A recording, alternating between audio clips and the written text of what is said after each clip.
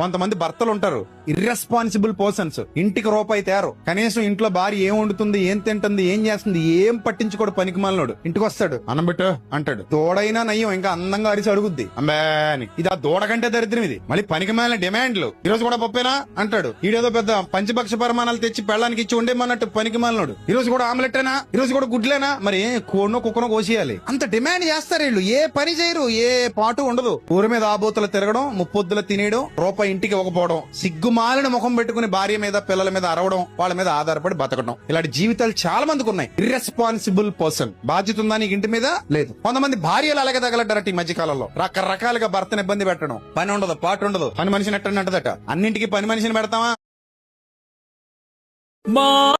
కొన్ని పనులు నువ్వు చెయ్యంటే మా అమ్మాయి నాకు ఎప్పుడు చెప్పలేదు, నువ్వెవడరా నాకు చెప్పడానికి అంటుందట ఒక ఆవిడ. మీ అమ్మ చెప్పకే ఎలా తగలడ్డావు నువ్వు. మీ అమ్మ చెప్పుంటే నువ్వు బాగుపడేదానివి. సో అలా ఇర్రెస్పాన్సిబుల్ పర్సన్స్ కుటుంబాల్లోకి వస్తే కుటుంబం బాగుంటదా?